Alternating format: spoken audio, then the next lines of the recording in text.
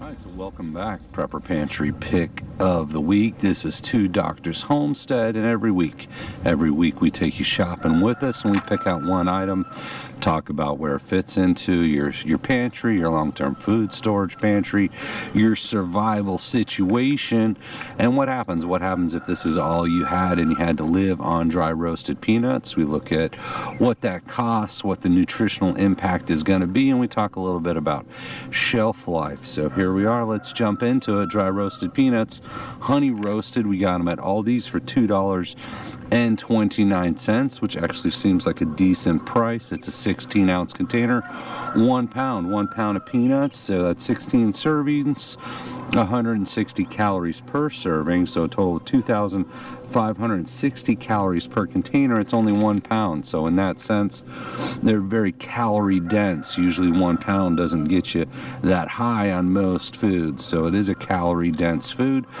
which could be good and bad, right? If you overeat them, you're packing a lot of calories, but in terms of survival situations, calorie dense is good. So you would need 13 servings to get to 2,000 calories, which is 2080 more or less. We'll call that 2,000 calories. So only need 13 of the 16 servings to get to a day's worth of food, and that's using the USDA or the FDA daily value average that you see on the back. All the nutritional information is based on a 2,000 calorie diet, and that's just general nutrition advice. Your situation could be different, and of course if you're allergic to peanuts, don't eat peanuts.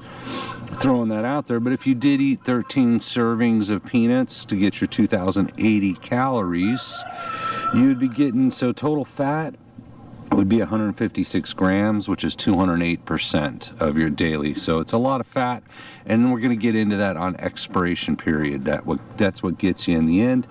Total sodium is 1,365 milligrams, or 52% of daily. So if all you ate was peanuts, you'd be getting 52% of your daily. So these, in that sense, are lower sodium, right?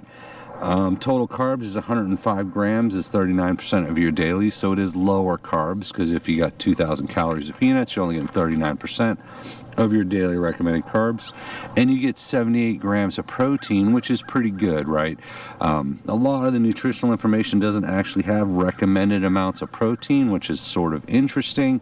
We see between 50 and 200, so 78 grams is not bad, right? Not a bad amount of protein. It's not high protein, but it is a good source of protein. You've got iron and potassium, and the best buy date on the container is 2 years. So the thing with peanuts is, as long as you store them, cool, dry place, airtight, you could put them in the freezer if you wanted to. You could put them in the refrigerator if you wanted to. They're good on the counter, right? And this is 2 years. Generally, it should last 2 years. What happens with peanuts, assuming they're not wet and moldy and all that stuff, is the oils go rancid, right? And it's generally not a good idea to eat rancid food short term, one time, stuff like that. Maybe wouldn't hurt you too bad, but the general health advice is you don't want to eat a ton of rancid food, and you can tell it's going to smell weird, it's going to taste bad. In terms of dry, a little stale, a little old, probably okay. So 2 years on the package, maybe you can go 3 or 4.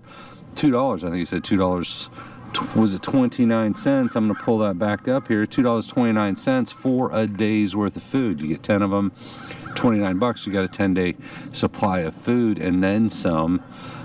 So certainly a good item to have, good protein, not too crazy on the carbs. I wouldn't call it keto or anything like that. So it's a good option, right? Good to have on the pantry. Good shelf life, right? Lightweight in the sense that it's a lot of calories per pound. So as always, I hope that helps out. Thank you for watching, and we appreciate you.